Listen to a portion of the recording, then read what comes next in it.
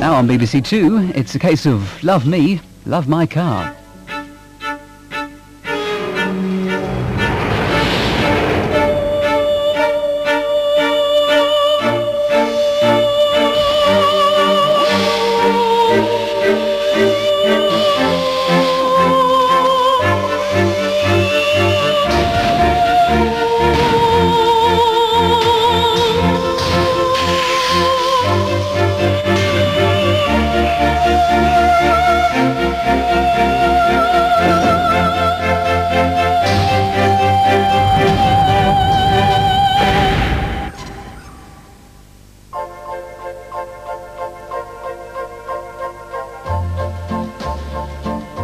The country has never been so prosperous.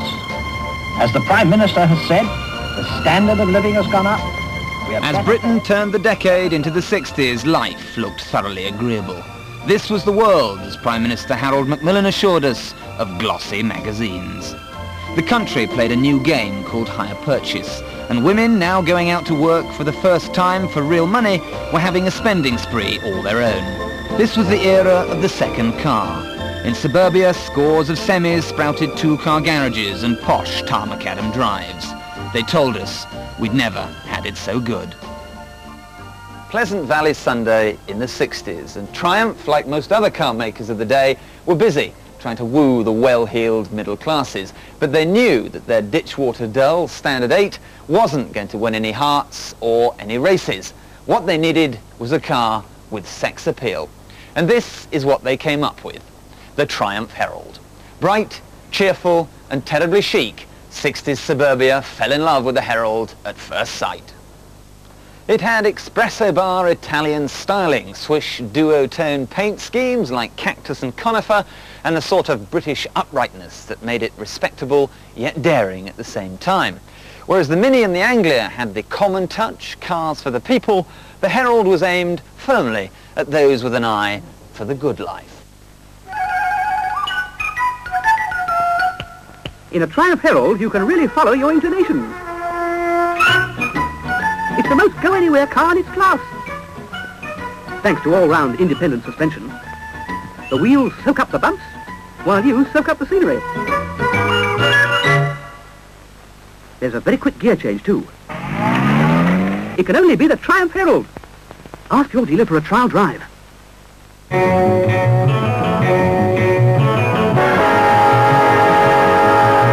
For years, Triumph's smallest car kept them solvent and found nearly 600,000 eager owners.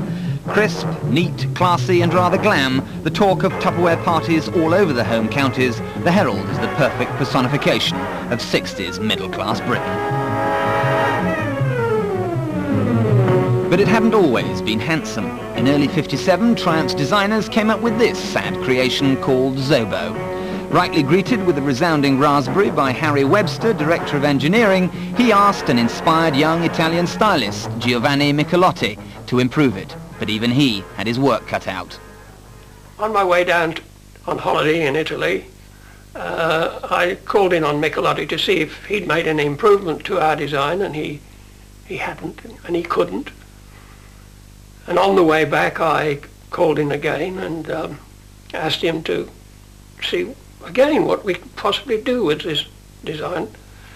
And then suddenly said, well, if you had a clean sheet of paper to go at, what would it look like? Oh, well, that's easy. And within a few minutes, a sketch of the Herald appeared. In only 3 months, a running prototype was ready to go. And by 1958, Webster had come up with a crazy stunt of driving 2 Heralds all the way from Cape Town to London. Into the Belgian Congo and onto the dust, which for 7 weeks did its relentless best to seek out any weak spots in the Herald's sealing and lubrication without success. This was a British expedition, and come what may, the British way of life was scrupulously followed. The little cars coped valiantly with few mishaps, even negotiating the Sahara Desert. But the real object of the exercise was to drum up some big noise PR for the forthcoming launch. And for the day, it was really a very theatrical send-off held here in the grandeur of the Albert Hall. packed to the rafters with 2,000 excited dealers, the handsome new Herald was revealed to a fanfare of trumpets. Few luxury liners, let alone motor cars, had ever had such a tumultuous send-off. This was indeed something to sing about, and something to dance about too.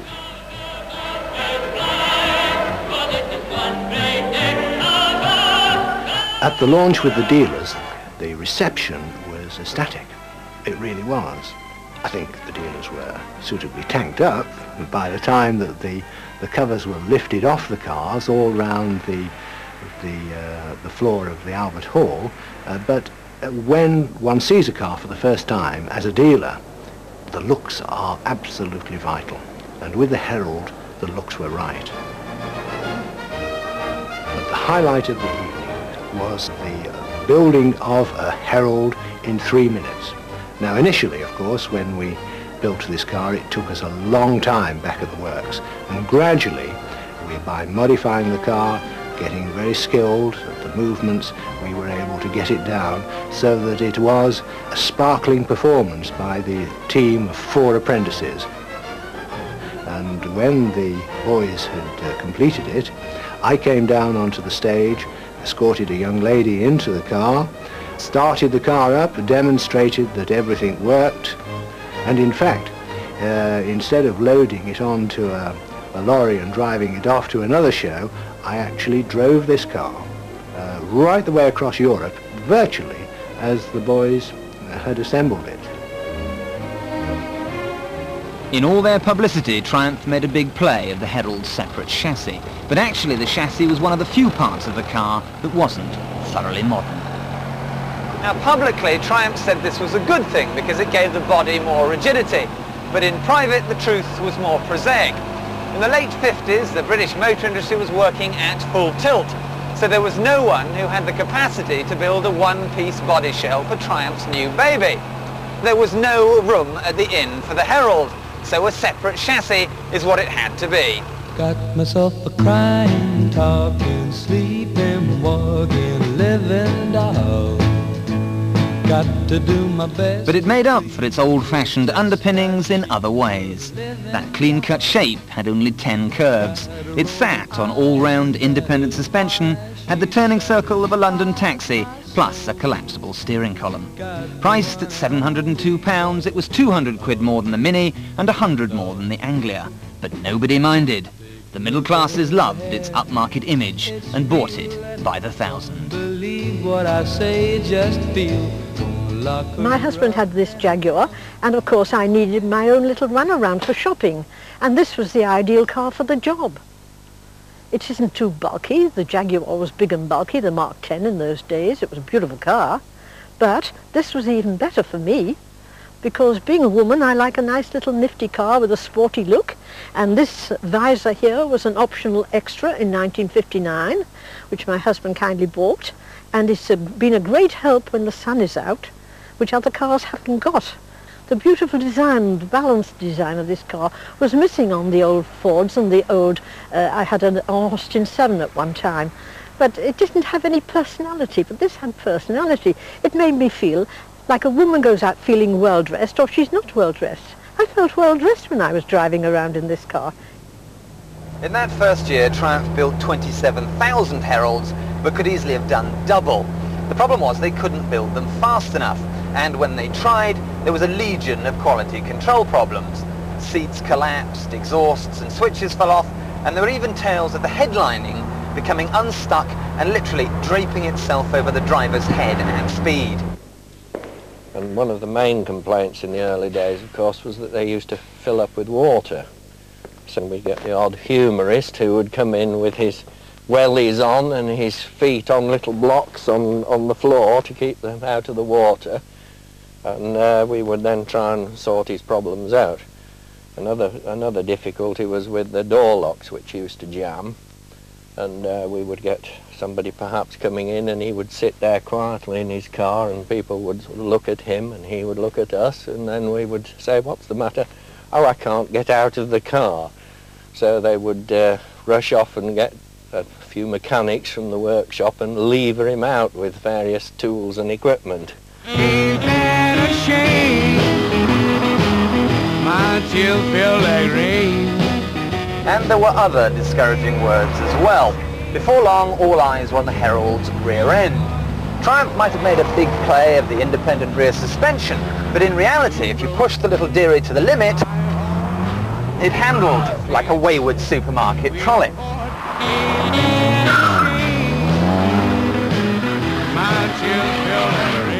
If you drove it hard, the rear end would break away, inducing a heart-stopping tail slide. He thinks the lady doth protest too much. The build quality was only sorted out when Leyland took over. Without them, Triumph would have gone under, and they gave the Herald a new lease of life.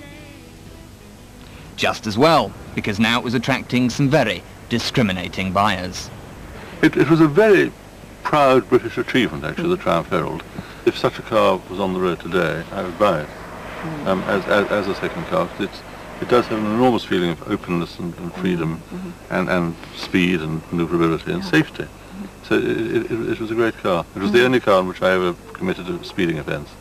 I exceeded the 20-mile-an-hour speed limit in Regent's Park. Don't think you've told me that. It was very useful because our children were really quite young then. You could get 3 of them in easily, 4 to squeeze. And so rolling in from the farmhouse that we rented down to Couton's and singing, they were yelling in the back, Yellow Submarine, Beatles' favourite was very much the number one on those days. One summer I remember, I had an entire week doing cases throughout mid-Wales. The sun was shining gloriously. We settled all the cases. So I had a marvellous week driving from lake to stream to sea to court in the open convertible. Marvellous. I can't understand why the Herald convertible didn't conquer the world. It's a great pity. One of the reasons why everybody loved the Herald so was because it was just so easy and friendly to drive. It was light on its feet, quick and nimble with this urgent little engine. You could thread your way through the traffic and pretend it was a sports car. In fact, it was such a breeze to drive that it became a firm favourite with the driving schools, even for the most tragic cases. Don't tell me they don't have boots. She behaved like a lunatic last time. You ought to let somebody younger go with her. You've been moving things round again. I haven't been moving things round. Well, didn't this used to be over here? Should have been over there.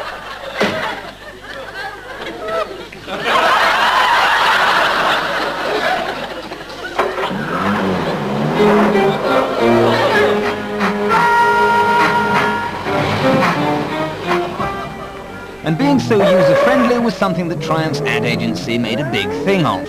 They boasted of 95% visibility from a driver's seat that would adjust 72 different ways, and not forgetting that teeny turning circle. The Herald was the perfect plaything for a new breed of lady driver. We felt that the other thing about the turning circle was that ladies don't like reversing, so we put a tight turning circle on it. No, it was felt that it was a good ladies' car, and the ladies were coming along very nicely as far as the motoring population were concerned. Oh dear, but this was the early 60s. Triumph's advertising was unashamedly sexist with some really cringeworthy efforts. See how far you'd get these days with twaddle like, "The Herald is a car with plenty of space for those feminine knickknacks," or a brochure thick with chauvinistic cliches.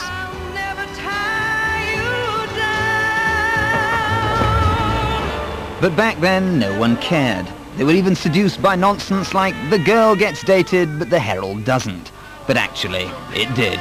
The Herald's suburban sweetness began to work against it. These were the years of the pill, pot, and purple haze.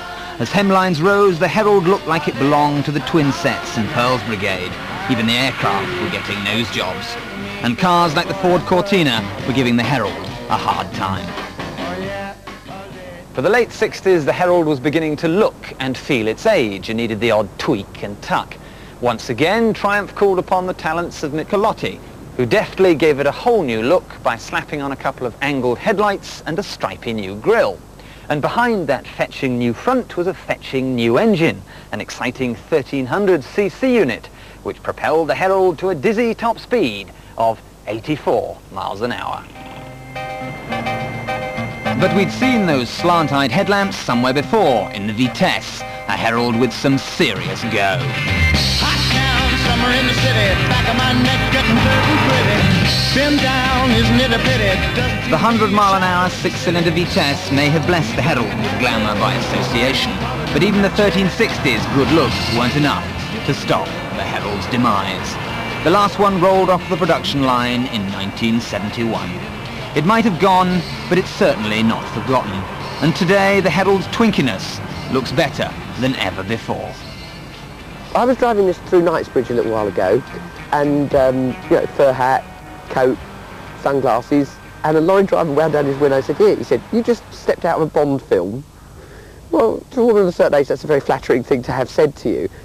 Well, when I owned it back in the 60s, one or two people would look round as I was driving along. But now, wherever I drive, along the Bournemouth front in particular, almost everybody turns their heads when they see me coming.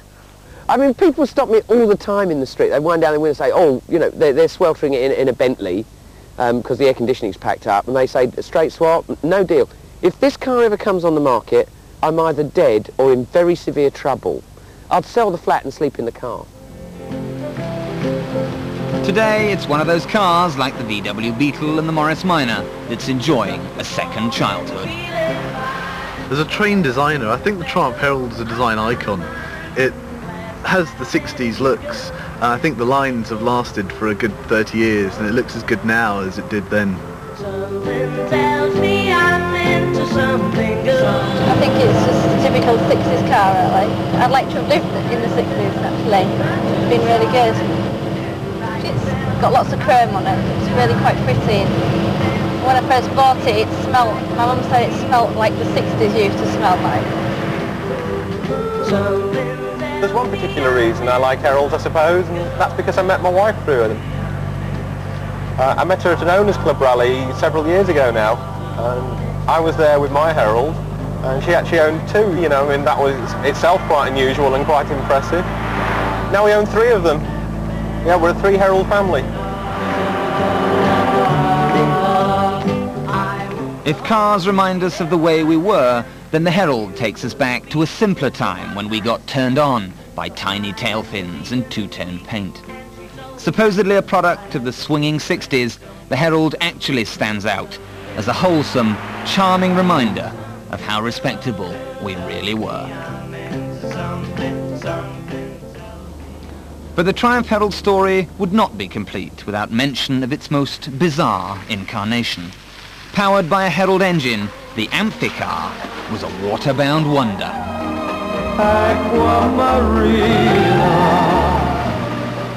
It cost millions to develop in 1959 and amazingly sold 2,500.